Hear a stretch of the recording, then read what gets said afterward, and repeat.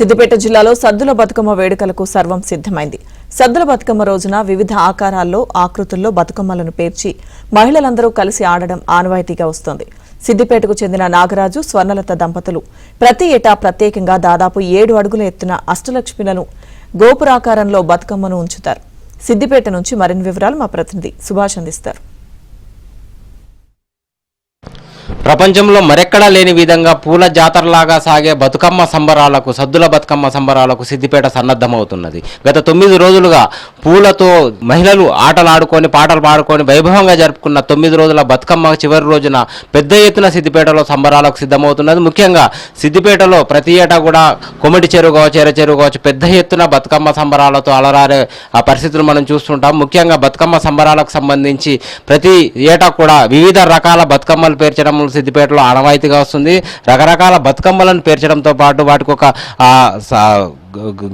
గొప్పతనాన్ని కూడా చూపించే విధంగా ఇక్కడ పలువురు రకరకాల బతుకమ్మలను పేరుస్తారు. మనం చూస్తున్నాం ప్రస్తుతం నాగరాజు అదేవిధంగా స్వర్ణలత దంపతులు ఈ సిద్దిపేటలోని అష్టలక్ష్మి సహిత బతుకమ్మను 7 ఫీట్ల వరకు, దాదాపు 7 ఫీట్ల హైట్ ఉండే ఒక వెరైటీ బతుకమ్మను ఇక్కడ పేర్చిన పరిస్థితి మనం చూస్తున్నాము. అష్టలక్ష్ములు కొలువు తీరిన ఈ బతుకమ్మను వీళ్ళు పేర్చారు. ప్రతి ఏటా కూడా ఏదో ఒక రకమైన బతుకమ్మను పేర్చడం వీళ్ళు చేస్తున్నారు.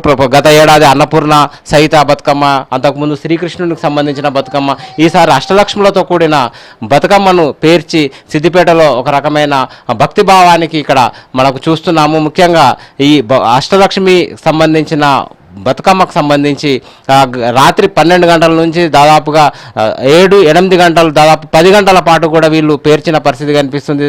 చాలా సుందరంగా కూడా బతుకమ్మను ఆకర్షణ కలిగే విధంగా కూడా బతుకమ్మను వీళ్ళు తీర్చిదిద్దిన పరిస్థితి కనిపిస్తుంది. అసలు వీళ్ళకి ఐడియా ఏ విధంగా వచ్చింది, వీళ్ళు ఎలా ప్రతి ఏటా ఏదో ఒక రకంగా చేస్తుంటారు, వీళ్ళు అడిగి తెలుసుకునే ప్రయత్నం చేద్దాం. మేడం చెప్పండి, ప్రతి ఏటా కూడా మీరు ఏదో ఒక రకమైన కొత్త రకమైన బతుకమ్మలను లేదా భగవంతునికి కొలువు తీరే బతుకమ్మలను పేరుస్తూ ఉంటారు. సో ఈసారి అష్టలక్ష్ములతో కూడిన బతుకమ్మను పేర్చారు. సో మీకు ఈ ఆలోచన ఎలా వచ్చింది, ఎట్లా కష్టపడ్డారు? అష్టలక్ష్ములు అనేది ఇక అమ్మవారు అన్ని రూపాలలో ఉంటుంది. మనం కొలిచేది పూల రూపంలో కొలుస్తాము కాబట్టి ఇక దాన్నే అమ్మవారిగా, నేను అంతకుముందు అన్నపూర్ణేశ్వరిగా, అంతకుముందు ధనలక్ష్మిగా, అంతకుముందు సరస్వతి మాతగా కూడా చేసిన. ఇక అన్ని రూపాలన్నిటిగా ఇట్లా ఒక గోపురంలో ఉండి అందరూ మాతలు ఉండేటట్టుగా తీసుకోవాలని అనిపించింది. అందుకే ఒక గుడి గోపురం లాగా చేసి అన్ని అష్టలక్ష్ములని పెట్టాను.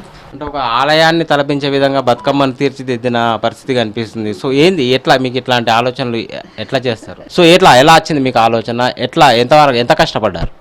ప్రతినిత్యం ఈ 9 రోజులు అంగరంగ వైభవంగా జరుపుకునే ఈ పండుగను ఆడవాళ్ళు అమ్మవారిని మనసులో కొలువై ఉండేసి అమ్మవారి రూపకంగా దీన్ని పేర్చుకోవాలన్న ఆలోచనతోటి ప్రతి సంవత్సరం మేము కూడా ఒక కొత్త విధానంగా, అంటే మనసులో ఒకటి ఆలోచన చేసుకొని ప్రతి సంవత్సరం అమ్మవారికి సంబంధించిన ఏదైనా ఒక కార్యక్రమం చేయాలని గత 2 సంవత్సరాల కింద అన్నపూర్ణేశ్వరి శివుడు పరమేశ్వరుడు అమ్మవారి దగ్గర భిక్షాటనం చేసే విధంగా ఒక కాన్సెప్ట్గా తీసుకొచ్చుకున్నాం.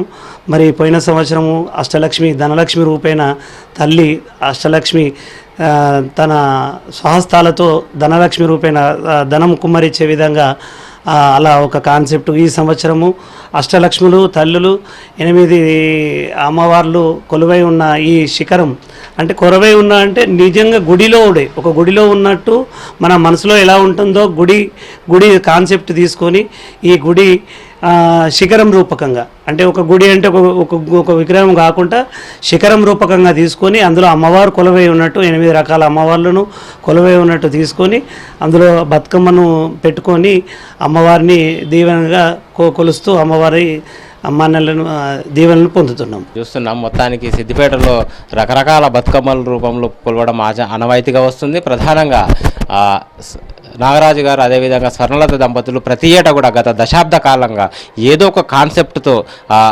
బతుకమ్మలను పేర్చి అందరి దృష్టిని ఆకర్షించడం అనేది మనం చూస్తున్నాము. సో ఈసారి అష్టలక్ష్ములు కొలువు తీరిన గోపురాకారం కలిగిన బతుకమ్మనైతే మనం చూస్తున్నాము.